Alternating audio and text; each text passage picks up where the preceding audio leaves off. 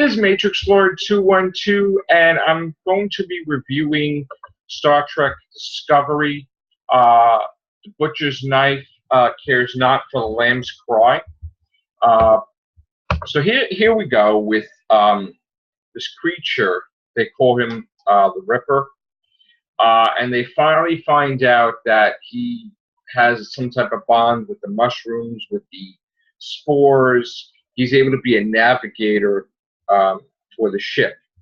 They get a distress call that they have to save these colonists and protect the dilithium, which is 40% of that they use to travel, to use the ships to travel throughout space. If that gets destroyed, the war is basically lost, and the Federation will be defeated without being able to power their ship, obviously.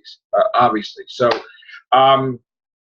they tried to figure out how to jump, and then they finally figure it out. Like Michael Burnham figures that the creature is the navigator. We also see what's going on with the Klingons, and a lot of betrayal. Reminds me of Game of Thrones. I didn't like this episode as much as I did the last episode. I was kind of annoyed that they killed off, I guess, his first officer. Well, not his first officer, his, I guess, security officer, whatever she is, right away. But then I guess they're trying to go for reality where nobody's really safe. People could die. There's a war going on. The thing is, it's like the captain is a real jerk. We know that. We understand why. So if you're thinking that you're gonna like these people on the show, you're probably not going to. I mean, you're probably gonna enjoy more that they go to different places with the jump drive and stuff like that. But it's not like we're gonna like the captain compared to other captains. Again, we got to see Michael Burnham's captain that passed away in a holographic image. That was nice. And again, I really am not too familiar with the characters' names yet because I'm not, it's going to take a while, I guess, for me to, know who each character is, like their names wise. When I really, really enjoy stuff, I remember stuff like that. But, when something's a little slower for me to catch on to like. And again, I did like the last episode. This episode was okay. I'm kind of torn because it's like I love everything that Star Trek's about, and this is not what Star Trek's about. But it's related to Star Trek, and it's related to different divisions in the Federation, maybe Section 31, without saying Section 31. It's a new area of the Star Trek universe to explore. And just like Star Wars is spinning off and doing Han Solo adventures, and maybe bounty hunters, maybe this one, maybe that one. Star Trek's also doing that, I see. It's not just about the Federation and Starfleet. It's about divisions in Starfleet, like Section 31, if that's what this is. And, it's not the Prime Directive. It's the opposite of that, actually. Only because there's a war going on. Again, I do feel that if Captain Lorca was pit against, in a meeting room, let's say with Kirk, Picard, Janeway, Sisko, and Archer, all the captains would turn against him because, in a way, he's kind of like a villain, but not. Because, again, he's doing these despicable, there's no emotions. There's emotions where he don't give a crap. Like, just to get the stuff done, like a selfish thing. But I understand it's a war and he's trying to win it, but he doesn't have any value for human life or any alien life or any of his crew. Like, he doesn't care if they're expendable just to win the war. And I think that's why the show is having trouble to be liked and loved, because it doesn't have heart. Like the captain doesn't have heart. That's the way he's written. That's where he has to be. I don't like the first officer. I didn't like him in the first 2 episodes or the first 3 episodes. I don't like him now. I just don't like him at all. Um, the only character I think that I like is the roommate to Michael Burnham. Uh, she's really a likable character, but everybody else, if the whole ship got wiped out and Burnham had to get a whole new crew and be captain of the vessel, I'd be okay with that. But as long as she got to keep her friend. I mean, nobody in here is. I mean, the Doctor isn't written well at all. He's just there, you know. No backstory, no nothing. The other guy in engineering is just a jerk. I don't like him at all. Um, Again, I think that's the biggest problem with Discovery is that while they're trying to go to like show the Section 31, these people that are part of this organization are not likable. They're not, and if there is likable people, then they really shouldn't be part of Section 31. Should be part of Starfleet, you know, in general, just with the Federation. I mean, they're not meant to be liked. They're meant to win the war, and I think that's going to be ultimately. I think that's going to be the end of the show. That's going to bring it down to cancellation because you want to create a show that the characters are likable, that you could, you know, see where they're coming from and stuff like that. But I mean, if the characters are the complete opposite of what you believe in, or if you're dead set against their ideals and ideology and all stuff. I mean, it's kind of difficult. Again, make no mistake about it. I don't love Star Trek Discovery, and I don't agree with like 99% of his stuff. I mean, so I am watching it. I'm enjoying it from the standpoint of unexplored territory, unexplored story styles. Seeing this Section 31, if that's what it is, that's piquing my interest. Mirror Mirror Universe is going to pique my interest. But as far as how I would rate this compared to the other Star Trek shows, this is the worst. Now, again, while it is the worst, it's unexplored territory. There's an unlimited potential with the stories. As far as the Klingons go, I just feel that they are so not the Klingons that we know, and they're not represented well. I could see that they're trying to do Game of Thrones in space because they're always somebody backstabbing somebody with the Klingons, and I think that there would have never been an empire in the first place if that was allowed to happen. So I don't get it, and I think nobody gets it that's writing for them.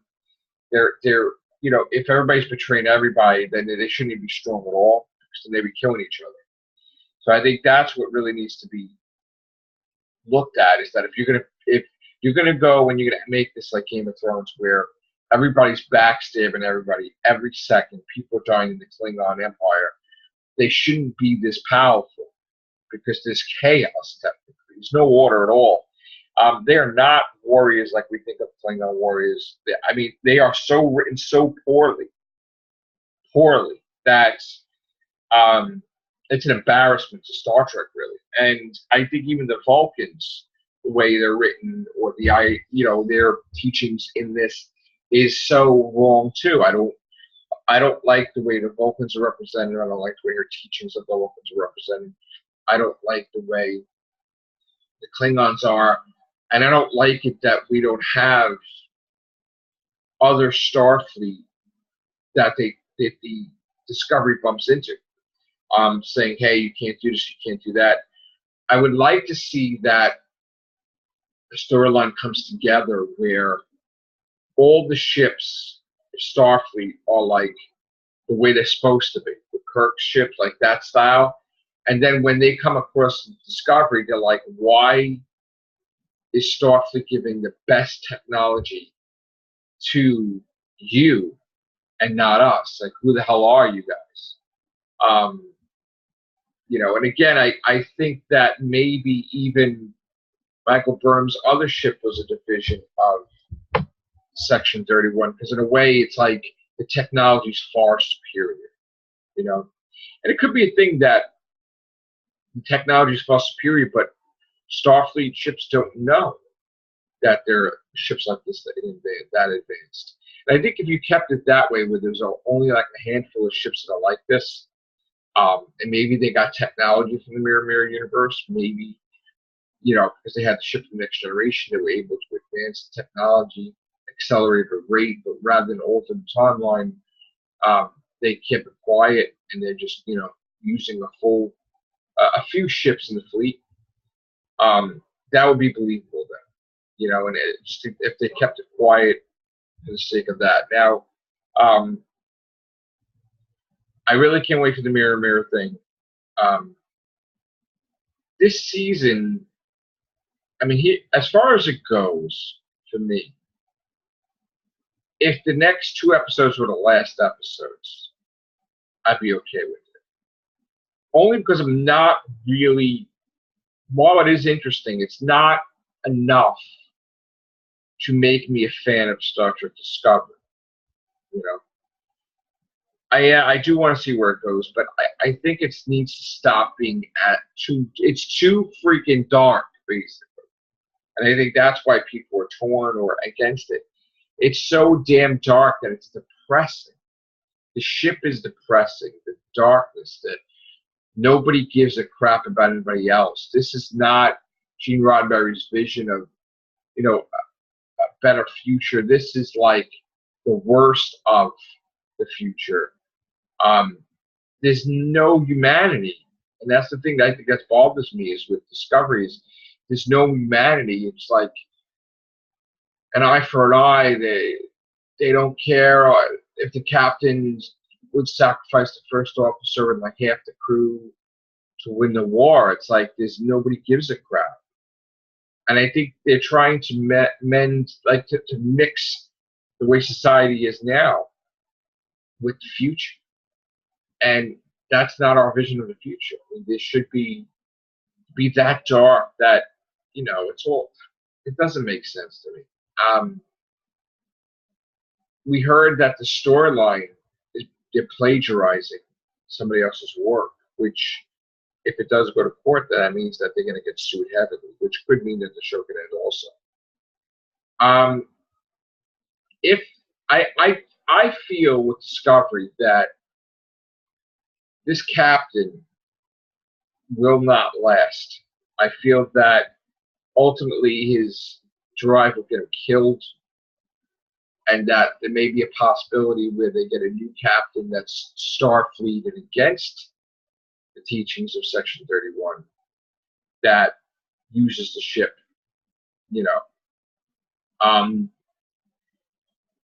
Right now, this wouldn't be a problem with Starfleet because they're devoted to the war. But if the war was over, it would be a civil war with the Federation, their Starfleet division being split between Section 31 and Starfleet, because they would not. That's everything that the Federation's against.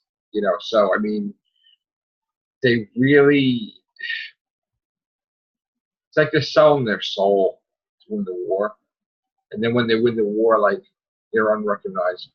And then they're as evil as their enemies. And I think that's why I really don't like this. I'm having a hard time with this. I'm torn emotionally with this. I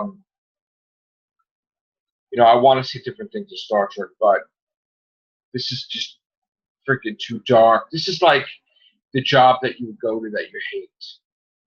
And as a viewer, we're watching this and we're like, these people hate being on this ship. These people are not happy. These people are miserable. And when we see that these people are unhappy, they're miserable, they're scared of the captain, they're scared of this, and there's no distinguishing qualities of each crew member that you can say, okay, wow, they did something cool with this character. It's just meh, bleh. I'm trying not to dumb down my answers, but I mean, sometimes a simplistic answer is the best. I mean, the show is meh and bleh and but there's stuff in the show that make you want to see what's going on, like the technology and the war. But it's kind of hard because the war that they're with, these Klingons are a bunch of idiots and a bunch of again, they're doing it like Game of Thrones, and there's no way that this Klingon should be this powerful. They suck. So they should be destroying themselves. And I think that if season 2, the writers should look at this video and other people's complaints and rectify the series, because you can't just make Game of Thrones in space and have the Klingons betray each other and then still be considered the most powerful empire. They suck. Their whole honor is wrong. Their whole teachings is wrong. The way they look is wrong. And I wish they would explain it right away rather than make people wait. And the one thing I'm worried about is when they say, "Oh, hang in there for like 5-10 years and you'll get answers."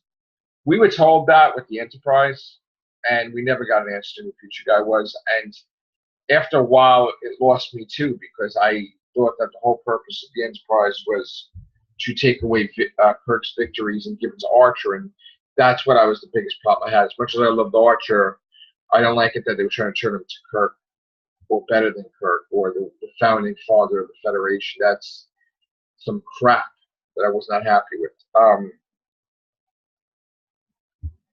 Again, I think that this series will not last because it's too damn dark.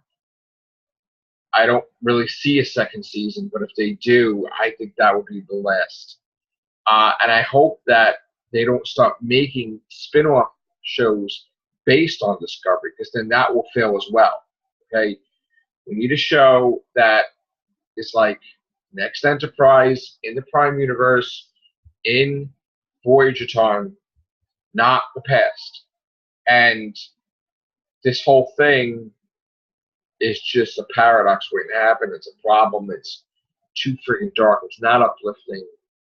And I think it's going to reflect. I think people are going to say this. I think they're, you got to have heart. You can't even be funny with this, because people are dying and everything. It's like, oh, be so damn fucking morbid. It's like, oh, God.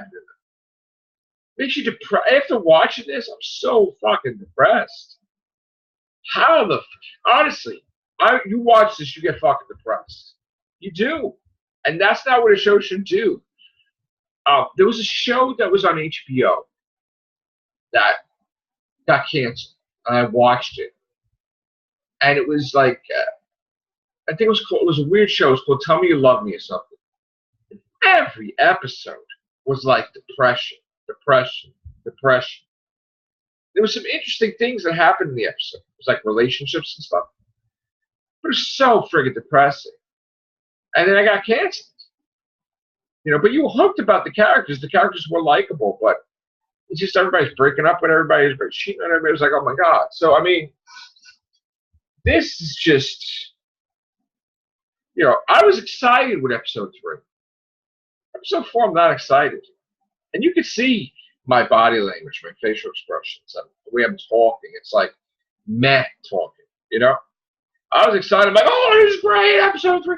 This one's like, yeah, episode 4, yeah. Yeah, huh? Yeah. Should have watched the Oracle. But then there's no new episode of Oracle to get that. All right, so I'm going to do a cast when Scott wakes up about this.